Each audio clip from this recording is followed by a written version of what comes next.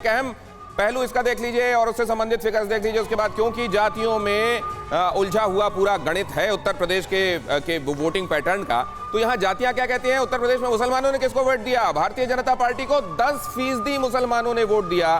Samajwadi party को total voters universe में से 70.9 मतलब करीब 71% मुसलमानों के वोट मिले हैं।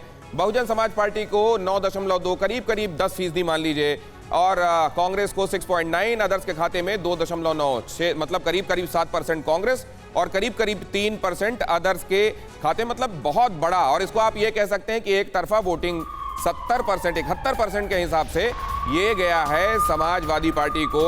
ये अहम खबर देखिए। बिल्कुल, और एक बड़ी खबर ये भी है, इस पूरे नतीजों को जब देखेंगे उत्तर प्रदेश में ओवैसी फैक्टर नहीं रहा असरदार।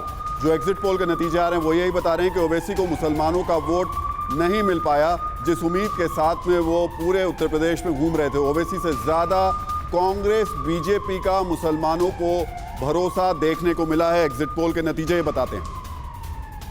और अब दलित फैक्टर भी समझ लीजिए। दलित किसके साथ गए? उत्तर प्रदेश में दलितों ने किसको वोट दिया? भारतीय जनता पार्टी को सबसे ज्यादा 39.5 39.5%, समाजवादी पार्टी को 21.4 करीब 21.5%, बहुजन समाज पार्टी 28.4 जिनका परंपरागत वोटर माना गया, और कांग्रेस को 7.4 और अदर्स के खाते में 3.3। राहुल, तो यूपी में बीएसपी से ज्यादा बीजेपी पर दलितों को भरोसा, ये एग्जिट पोल हमारा बता रहा है। बीएसपी से ज्यादा दलितों का भरोसा बीजेपी में देखने को मिला है। दलितों का 39.5% जो वोट है वो बीजेपी को मिल सकता है, ये एग्जिट पोल बता रहा है।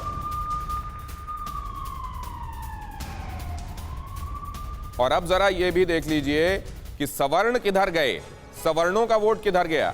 फॉरवर्ड्स किसके साथ गए? भारतीय जनता पार्टी के साथ सबसे ज्यादा 72.5%।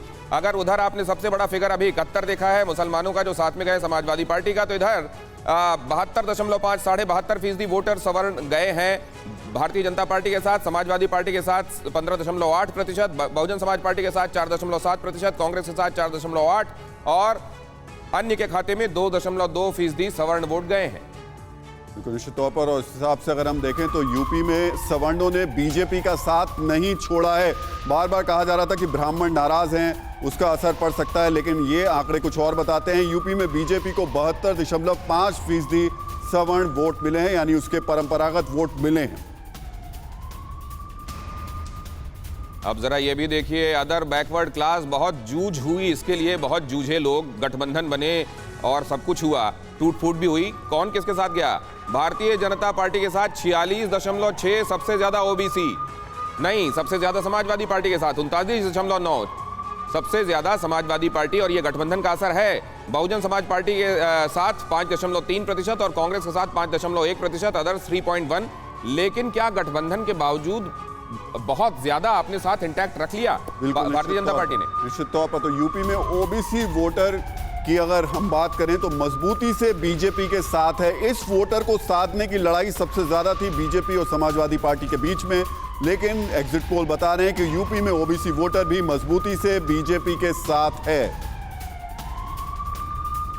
और ये भी देख लीजिए, उत्तर प्रदेश में फर्स्ट टाइम वोटर ने किसे वोट दिया है? 23 साल से कम उम्र का पहली बार जिसने वोट दिया वो किधर गया?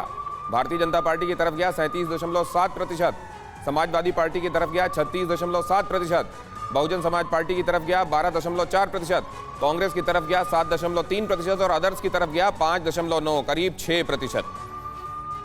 बिल्कुल, तो ये तस्वीर भी बता रही है कि फर्स्ट टाइम वोटर की पहली पसंद रही बीजेपी। बीजेपी यानी यूथ अभी बीजेपी के साथ जुड़ा हुआ है। हालांकि एक बात ये भी आ रही थी कि 25 साल के बाद के जो आंकड़े देखने को मिल रहे थे और अभी के फर्स्ट टाइम वोटर्स की जो हम बात कर रहे हैं, वो फर्स्ट टाइम वोटर्स की पहली पसंद बीजेपी रही है।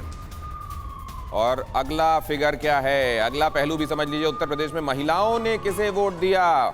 भारतीय जनता पार्टी के साथ सर्वाधिक 44.9% महिला वोटर गए, समाजवादी पार्टी के साथ 35.1%, नंबर 2, बहुजन समाज पार्टी के साथ 11.2, नंबर 3, कांग्रेस के साथ 5.7, नंबर 4 पर, और अदर्स करीब 3.5%। तो यूपी में महिला वोटर्स की पहली पसंद बीजेपी है। देखिए, जो देख रहे हैं उसमें बीजेपी थोड़ा अभी तक ऊपर दिखाई दे रही है। फर्स्ट टाइम वोटर्स भी बीजेपी को मान रहे हैं, पहली पसंद बने हुए हैं और पहली पसंद बीजेपी की महिला वोटर्स भी है। लेकिन इसमें आपको मुसलमानों का फैक्टर और ओबीसी का फैक्टर, ओबीसी अगर ज़्यादा देखेंगे तो समाजवादी पार्टी के साथ दिखाई दे रहे हैं, और अगर मुसलमान ज़्यादा देखेंगे तो 71% समाजवादी पार्टी के साथ। इसके अलावा भारतीय जनता पार्टी का पलड़ा भारी। लेकिन महिला वोटर्स जो कि बड़े इंपॉर्टेंट वोटर्स होते हैं, उनकी पहली पसंद अभी भी बीजेपी। अब जरा इसको समझने के लिए चलते हैं गुरु प्रकाश पासवान। ऐसा ही कुछ आप लोगों ने सोचा था, कुछ आपके लिए सरप्राइजिंग है? नहीं, देखिए, बहुत अच्छा अभी आपने ट्रेंड बताया है, और सिर्फ उत्तर प्रदेश ही नहीं, बाकी भी जितने प्रांतों में चुनाव हुआ है हमने देखा है कि महिलाओं ने 20 वोटिंग किया है, और लगातार ये अच्छा ट्रेंड है कि जो हमारी मातृशक्ति हैं, जो हमारी माताएं और बहनें हैं, इन पे लगातार हमारा एक फोकस्ड काम भी हुआ है। और ये हर दृष्टि से यदि आप देखिए, उज्ज्वला की बात करिए, गैस कनेक्शन की बात करिए, लॉ एंड ऑर्डर का सबसे बड़ा कोई बेनिफिशियरी हुआ है। लॉ एंड ऑर्डर से, एक शांति व्यवस्था से अगर सबसे ज्यादा लाभ किसी को हुआ है तो माताओं बहनों को हुआ है। और इसका उन्होंने, मुझे लगता है कि रमाशंकर राजभर जी भी आपसे इत्तेफाक रखते हैं क्या? जरा उनके पास चले। रमाशंकर राजभर जी, परसेंटेज वाइज भी आपने देख लिया कौन किसके साथ गया है? आज 7 तारीख है, 10 को रिजल्ट आ जाएंगे, तो 3 दिन भारतीय जनता पार्टी के साथियों को और समर्थक मोदी मीडिया को खुश रह लेने दीजिए, जब आप ही बता रहे हैं कि ओबीसी का वोट आज भी, अदर बैकवर्ड का वोट आज भी बीजेपी के साथ अधिक गया है, और समाजवादी पार्टी से अधिक दलित का वोट भारतीय जनता पार्टी को गया है। ये संभव नहीं है, तो 3 दिन खुश रहने में क्या जाता है, सत्ता है। और मैं आपसे कहना चाहता हूं कि संपूर्ण अदर बैकवर्ड जिनके आरक्षण पर हमला हुआ, वो कैसे भारतीय जनता पार्टी पे जा सकता है? जिस दलित के आरक्षण पर सीधे हमला हुआ, वो कैसे भारतीय जनता पार्टी पर? ठीक है, जवाब गुरु प्रकाश पासवान देना चाहते हैं, लेकिन अभी जाएंगे धर्मवीर जी के पास। आपका वोटर इंटैक्ट है या चला गया? धर्मवीर जी, हमारा वोटर हमारे साथ चट्टान की तरह खड़ा हुआ है, और जो आपके आंकड़े हैं ये 10 तारीख को झूठे पड़ जाएंगे, क्योंकि ये आंकड़े इस तरीके के पश्चिम बंगाल में भी दिखाए जा रहे थे और अन्य दूसरे राज्यों में भी दिखाए जा रहे थे। तो ये जो आंकड़े हैं ये बीजेपी के लिए थोड़े दो दिन की बात और है, 2 दिन खुश रहने दीजिए इनको, सच्चाई तो सामने आ जाएगी। हमारे गाँव की कहावत है कि नाई रे नाई बाल कितने, कि जजमान सामने आ जाएंगे। परवाह देश की, सोमवार से शुक्रवार रात 10 बजे TV9 भारतवर्ष पर।